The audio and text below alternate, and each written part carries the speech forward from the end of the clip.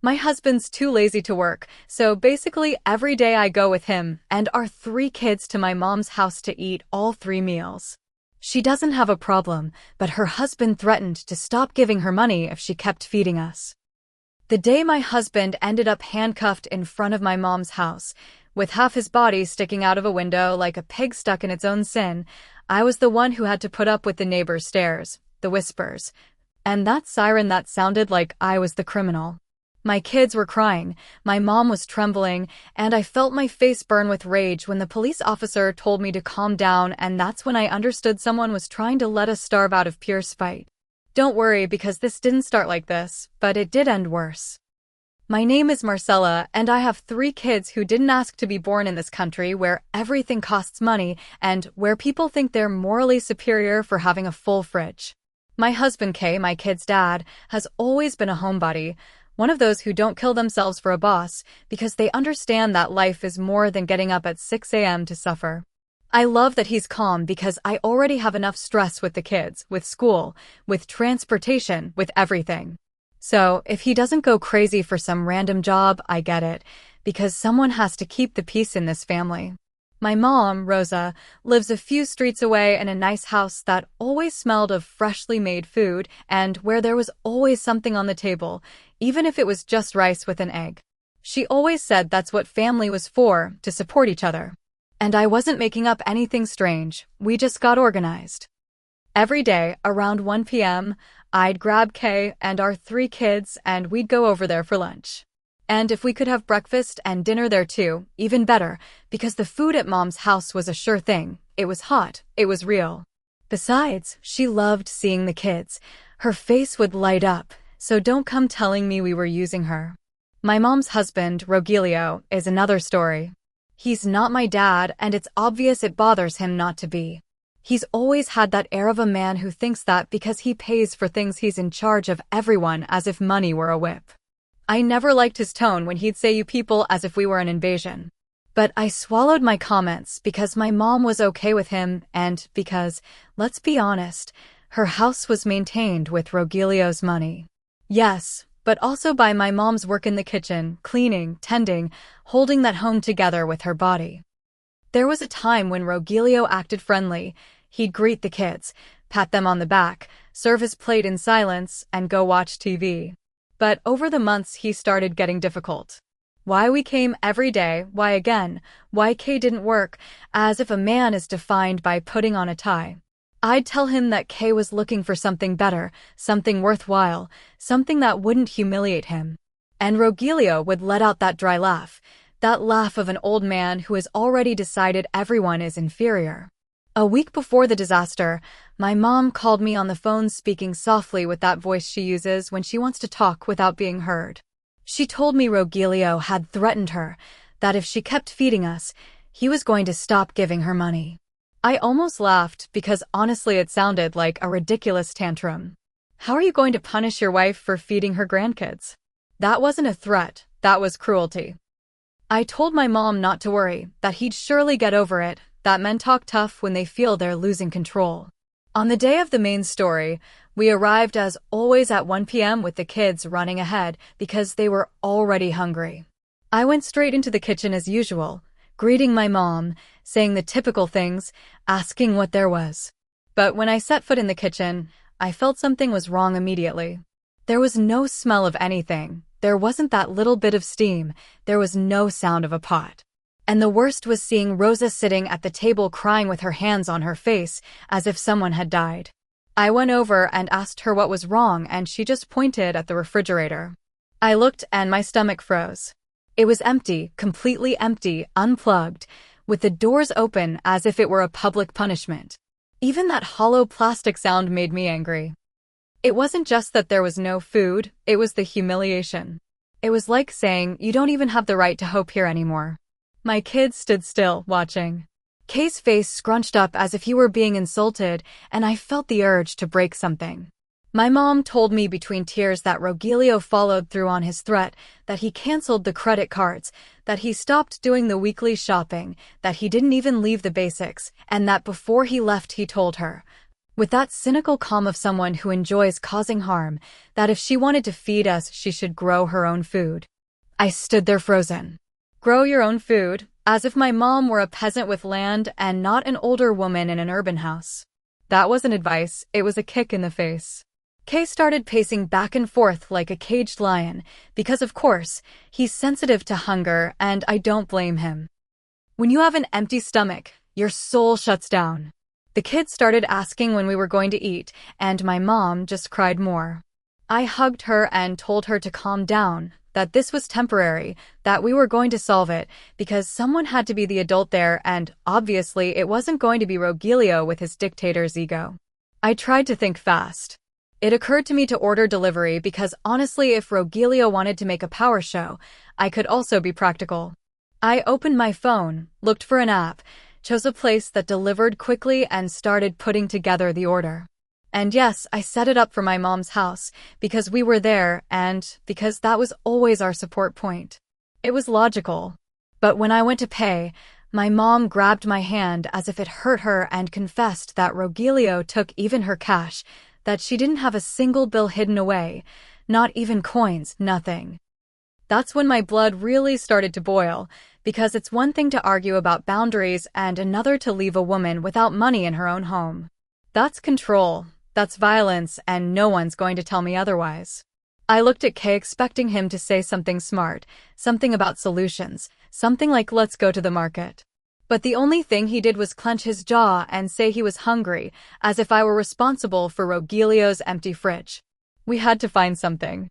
I opened cabinets, checked drawers, lifted packages like a desperate person. I found some old soda crackers at the back of the pantry, the kind that taste like cardboard with salt. That's what Kay ended up eating with a look of disgust that seemed like a movie performance, and my kids had to share a couple of crackers each. My mom covered her face in shame and I, instead of feeling shame, felt fury because shame was Rogelio's tool to make us leave without a fight. That afternoon, when we got back home, Kay was unbearable. He told me I had to do something, as if I were an emergency service. I told him to calm the drama, that it was a bad day, and that my mom wasn't going to let Rogelio humiliate her like that for long, because I really believed she would react, that she would stand up to him. But I also know my mom, and I know she'd rather cry than fight. And Rogelio knows it, that's why he did what he did. I went to bed that night with a knot in my stomach, but it wasn't hunger, it was rage. I imagined Rogelio coming home as if nothing happened, eating out or sitting with his plate alone, enjoying his victory. I imagined my mom opening that empty refrigerator every time she wanted a drink of water, and I promised myself that the next day I would go and I wouldn't leave empty-handed. Because if Rogelio wanted to play war, I also know how to be strategic when I'm cornered. Comments on the main story. Anonymous user 1 says, "Are you really telling this like you're a victim? You take your lazy husband and 3 kids for your mom to support for 3 meals a day, and you're still outraged because her husband got fed up. It's not family, it's parasitism with excuses." OP's response. Parasitism is what you do with your brain because you clearly don't use it. My mom is my mom, not a stranger, and my kids are her grandkids, not pets that can be denied. If you were raised with the mentality that family is only for photos, don't come projecting it onto me. What Rogelio did was financial abuse, period. Anonymous user 2 says, "Kay, a homebody, you mean a freeloader, and you're happy to go demand food as if it were a restaurant. Rogelio isn't a saint, but you and your husband sound like a joke." OP's response. It's funny how people are obsessed with work as if it's a religion. Kay is not a freeloader. He's the father of my children, and he has the right to live without being a slave to a boss. And I didn't demand anything. I was arriving at my childhood home to share with my mother. What happens is that you people love to humiliate women when they don't let themselves die in silence. Update 1. An hour after that ghost lunch, Kay was already acting like he was dying, with that dramatic tone of someone who hasn't eaten in centuries, walking around the house as if someone had stolen his dignity. His desperation made me angry, because instead of focusing on the real villain who was Rogelio, he was unloading everything on me, as if I could materialize food with my thoughts. He told me I had to fix it now, that it was a disgrace, that we couldn't be left like this. I took a deep breath and decided to go back to my mom's house to resolve it there, because the logical thing was to apply pressure at the source of the problem. We arrived again with the kids already annoyed and my mom's eyes were still swollen. I tried to stay calm. I told her we were going to order delivery and that she just had to receive it. Because yes, for me it was still logical that it should come from there, from that house, because that's where we always ate, where the chairs were, where the kids felt safe. I opened my phone and started choosing chicken, rice, something for the kids, something quick. Kay was leaning over my shoulder as if he could speed up the process with his breathing. When I went to pay, my mom dropped another bomb. Not only did she not have a card, not only did she not have cash, but Rogelio had even taken what she had saved. She told me softly with that fear of a woman who lives with a controlling man. I felt a chill, not for her, but for Rogelio's audacity. Kay turned red with fury, but not for my mom or for the abuse. He got furious because he was hungry. He started saying what kind of man Rogelio was, how could he do that, but he said it with the same tone he'd used to complain if his food was served cold. And then he looked at me as if I had to pull money out of thin air, as if I wasn't also a victim of that dirty move. I told him to lower his voice because my kids were there, and he answered that the kids were hungry too, as if that justified any outburst. We started searching all over the kitchen. I opened pantries, drawers, I checked every last corner as if I were a survivor in an apocalypse. And the only thing I found were those soda crackers that looked like war relics, hard, with a dusty taste. Kay grabbed them as if they were an insult, but he still shoved them in his mouth because hunger made him humble for 5 seconds. My kids looked at me with a face that said, "Mom, is that all?" And I hated Rogelio more than ever. My mom apologized. She apologized as if she were the guilty one, as if she had left the fridge empty for fun. I hugged her and told her not to apologize, that it wasn't her fault, that the culprit was the one who decided to punish her to punish us. But I also told her she couldn't go on like this, that she had to confront him. She just cried and repeated that she didn't want trouble, that Rogelio got nasty. And right there it became crystal clear to me that he wasn't just annoyed, he was dominating. We left there with empty stomachs and wounded pride. Kay was chewing the last crumbs of the crackers with a hateful look, as if the world owed him a banquet. I was thinking about how to make Rogelio swallow his threat, because it's one thing for him to deny us a meal and another for him to try to rewrite my mother's role in my life, as if she were his property. And yes, from that moment on, I decided I wasn't going to let him win so easily. Comments on the update. 1. Anonymous user 1 says, your husband almost threw a tantrum over soda crackers and you still defend him as if he's some anti-system philosopher. Marcella, that's not peace, that's laziness with makeup and your mom doesn't owe you support, especially with 3 kids. OP's response. It amazes me how much it burns people that a man won't break his back for crumbs. Kay reacted that way because anyone reacts when they're left without food. Don't be a hypocrite. And my mom doesn't support me. She helps us because she loves us.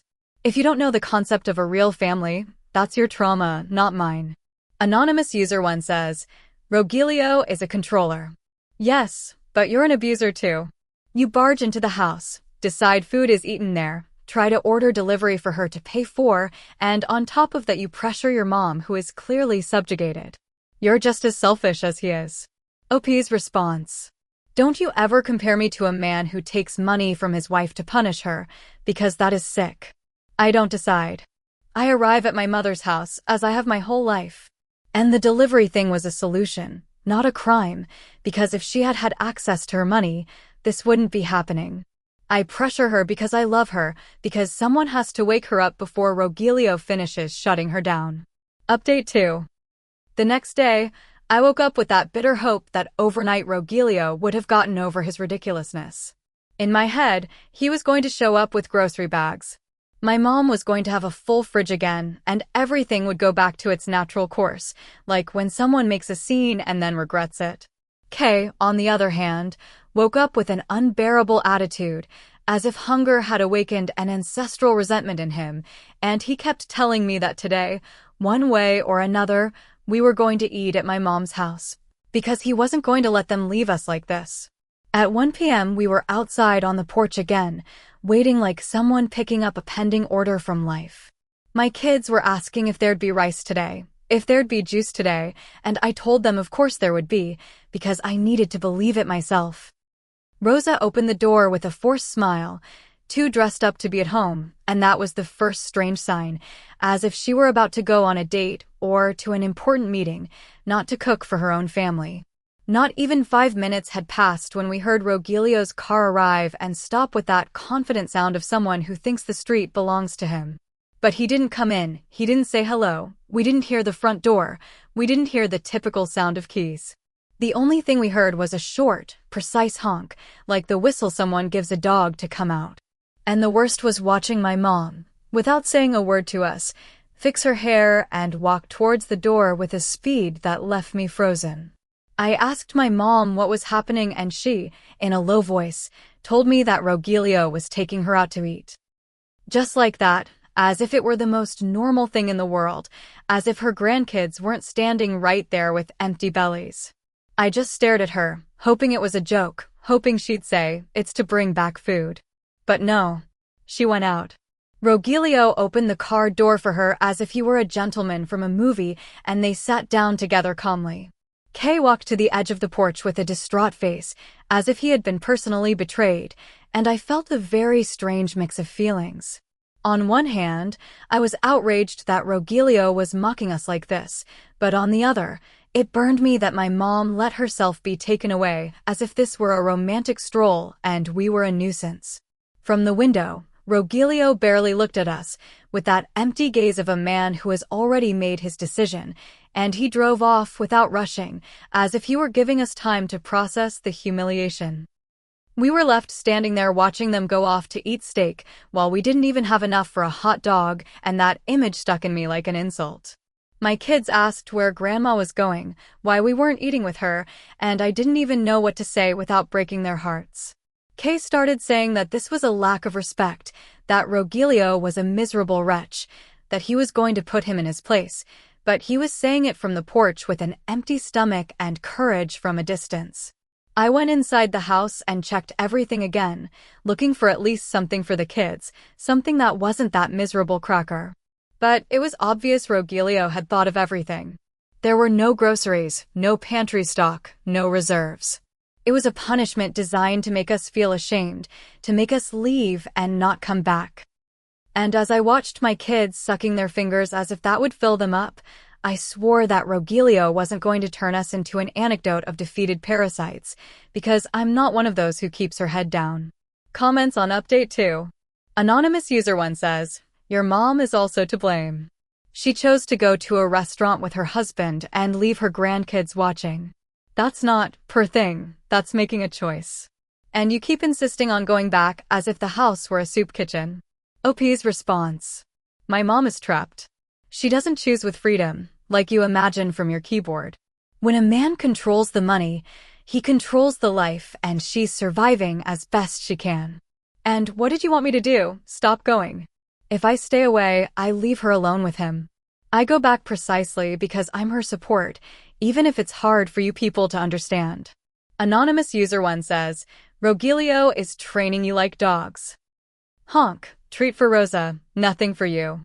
And your husband is going to put him in his place, but he can't even buy bread. Aren't you embarrassed by this dynamic?" OP's response. I'd be embarrassed to be like you, who sees an injustice and the first thing you do is mock instead of pointing out the abuser. Rogelio is the one playing with other people's hunger as if he's a king. And Kay doesn't need bread to have dignity. The thing is, people love to measure a man's worth by his wallet. Update 3. A week later, it wasn't just a lunch problem anymore. It was a full-blown crisis that was twisting our lives out of shape. My kids were irritable, crying over anything, and I had to stretch everything I found at home as if food were magic. Kay, instead of understanding that this was a sign we needed to reorganize, got more stubborn, as if hunger were a personal conspiracy by Rogelio to humiliate him, and he refused to give him the satisfaction of working. He'd tell me that Rogelio wasn't going to break us, and that he wasn't going to give him that satisfaction. I tried to think logically, maybe talk to my mom alone, maybe have her come to our house for a while, maybe seek help from a relative. But my mom was increasingly absent because Rogelio took her out to eat every day, and when she came back tired, quiet, as if her batteries had been replaced. And then Kay, with that mind of his that thinks it's ingenious when he's desperate, decided he wasn't going to go hungry because of another man. The idea was his, and I say this because I'm many things, but I'm not stupid. Breaking into Rogelio's house to steal was crazy.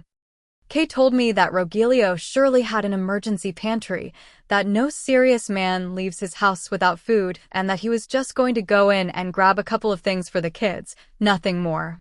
He said it with that it's for the family voice, as if that automatically made it noble and not a crime. That afternoon we went to my mom's house and stayed outside waiting for the moment when Rogelio and Rosa weren't there. Kay walked to the back like a secret agent, but with the body of a man who hasn't moved in years. And I had that ugly premonition that this was going to end badly. I told him to hurry, to just look through the window, not to make a show, but he was so obsessed with winning that he didn't listen to anything. The back window was slightly open, enough for a thin person to slip through without a problem. Kay tried to get in, and at first I thought he'd made it because half his body disappeared inside until I heard him make a strange noise, like a moan mixed with a cough. I got closer and saw him. He was stuck, literally trapped in the window, with his waist jammed, kicking like a desperate animal. And the worst part is he couldn't back out because his own weight was pushing him in. I told him to calm down, to breathe, to move sideways, to stop struggling, because the more he struggled, the more stuck he got. But he panicked and started screaming my name, telling me to help him, as if I could pull him out of the window without tearing off half his body. And of course, that spectacle didn't go unnoticed. A neighbor saw the dangling legs and called the police, thinking it was a burglar. Because technically, that's what it was. When the patrol cars arrived, I tried to explain it was a misunderstanding, that it was family, that this was my mom's house, but the police weren't in the mood for stories. They saw a man stuck in a back window. They saw a nervous woman trying to justify it, and they saw the typical robbery scene. My kids were crying. I was yelling for them to call my mom, to call Rogelio, and Kay was still trapped, sweating, swearing, saying this was a trap. And there, in front of half the neighborhood, they had to pull him out with effort, as if it were a rescue operation. They handcuffed him because, according to them, he was trying to break in to steal. And I felt that pure hatred that tightens your throat, because all of this was happening because of a man who decided to punish an entire family to protect his ego. Kay wasn't a criminal, he was a desperate husband. And if the world were fair, Rogelio would be the one in those handcuffs, not the father of my children. Comments on Update 3. Anonymous User 1 says, haha, he got stuck for being fat and lazy. What a poetic ending. It wasn't for the kids, it was for not working. And yes, it was robbery. Stop dressing it up as desperation. OP's response. Poetic. The only poetic thing here is the lack of humanity some people have. Kay was trying to feed his kids because Rogelio closed all the doors on us as a punishment. If you laugh at a man trapped in a window because of hunger, that says more about you than about him. And no, it wasn't robbery, it was survival. Anonymous User 2 says, you say Rogelio is an abuser, but you're using your mom and your husband is committing crimes. What did you expect? For the police to applaud him as a hero? This is a circus now. OP's response. What I expected was for people to understand context, but of course, it's easier to judge with a full stomach. Rogelio caused this with his control and his cruelty, and the police arrived to put on a show without asking anything. If feeding 3 kids is a circus to you, then the problem is you have a dead heart. Update 4. At the police station, everything smelled like metal, old sweat, and that cheap superiority that gets to some uniforms when they see desperate people. Kay was sitting with his hands cuffed, his face red with rage and humiliation, staring at the floor as if the ground had betrayed him. I was trying to keep my kids calm, but it was impossible. One was crying, another was asking why Dad was tied up, and the third was silent with that scared look that breaks your soul. I insisted they call Rogelio and my mom because this would be resolved as soon as they knew this was the family house, that he wasn't a stranger. In my head, Rogelio would arrive annoyed. Yes, but in the end he would admit that Kay was his son-in-law and that it was a family matter that had gotten out of control. Because it's one thing to be stingy and another to let a family man spend the night in a cell for a couple of cans of food. But when Rogelio arrived, he did so with an icy calm that gave me chills.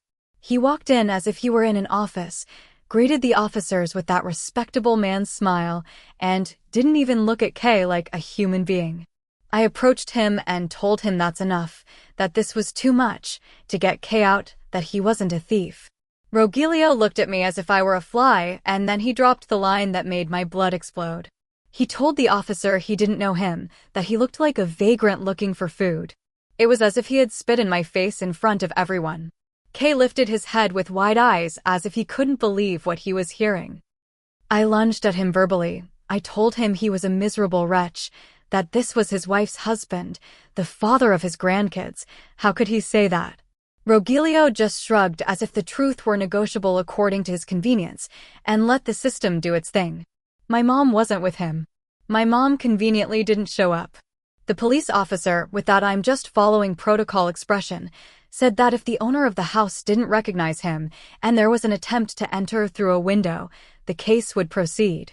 And just like that, without drama, without justice, Kay spent the night in a cell. I had to take my kids home with that image seared into my mind, their father locked up like a criminal while the real culprit went to sleep in a comfortable bed, satisfied. The next morning, to get him out, they talked to me about bail, and that's when I felt the final stab, because I didn't have money for that kind of thing. But obviously no one else was going to do it. My mom couldn't because Rogelio had taken everything from her, and Rogelio wasn't going to put up a cent because this was his lesson. So I had to take out my only savings, the ones I had stored for real emergencies, and pay the bail as if my family were the criminals. When I finally saw Kay come out, with his clothes wrinkled and his eyes dull, I wanted to hug him, but he was poisoned. He didn't speak to me in the car, he just stared out the window with that silent hatred that burns you. And I understood that Rogelio wasn't just taking food from us, he was breaking us from the inside. He was pushing us to a point where there was no pride left, only rage and hunger. And I, no matter what anyone tells me, do not plan to forgive him for that. Comments on Update 4. Anonymous User 1 says, "The guy said, I don't know him, because legally that's the best thing to do. Kay tried to steal. And you're paying bail with your savings. Where did those come from if your plan was to live off your mom's food?" OP's response. My money is none of your business. First of all, and second, I had savings because I do think about my family, even if the world insists on sabotaging us. Rogelio didn't say that for legal reasons, he said it out of malice, to destroy him in front of everyone. And yes, Kay went through a window, but it was because we were pushed to that extreme. If you don't understand that, it's because you've never lacked anything. Anonymous User 1 says, "Your mom is an adult. If she's trapped, she should report it or leave. But what you did was escalate everything, insist, pressure, go back, and end up with a man in jail. What part of there's no more food didn't you understand?" OP's response. I understood perfectly. I understood that Rogelio wanted to isolate us to control my mom, and I wasn't going to make it easy for him by disappearing. My mom isn't a doll that just moves to a new house like that, and you talk about reporting it as if it's ordering a pizza. What I did was resist. If you think it's better to give up and let an abuser win, that's on you. Update 5. When I thought we had hit rock bottom, Rogelio decided to dig deeper, as if he enjoyed watching us crawl. A couple of weeks after the police station incident, my mom called me with a very strange, muted voice and told me that Rogelio had put the house up for sale. It wasn't a threat, it wasn't a comment, it was a fact. The house where I grew up, the house where my kids ran, the kitchen where my mom always cooked, sold, all because he wanted to move to a seniors-only complex where long visits and children aren't allowed. I stood there with the phone in my hand feeling like a piece of my life had been torn out. Because it's one thing for Rogelio to cut off our food and another for him to close the family door on us forever with a contract. My mom didn't scream, didn't fight, didn't say no, she just told me like someone announcing the weather. And that was the real blow. It wasn't Rogelio selling the house, it was my mom accepting it as if our ties were an administrative burden. In our house, reality was sad and ugly. There were dishes piled up, there was exhaustion, there were kids who no longer asked, "What's for dinner?" with excitement, but with resignation. Kay and I ended up eating instant noodles at the table with that artificial smell that sticks to your clothes, while we listened to the heavy silence of a life that no longer had the rescue of Mom's house. He tried to make jokes about how at least this cooks fast, but you could tell he was defeated inside. Hunger is an animal that doesn't negotiate, and over time it began to bite harder. Kay realized that no one was going to come save us, and although it was hard for him to swallow his pride, he started looking for work, but not with enthusiasm, but like someone who feels forced by humiliation. And of course, the world wasn't waiting for him with decent offers, because when you haven't worked in years, people look at you like you're a risk, not a person. Days passed of absurd interviews, rejections, of Kay coming home with a hard face and a low gaze. I'd look at him and the injustice burned me because I knew that deep down Rogelio wanted exactly that, to see Kay groveling, to see us degraded.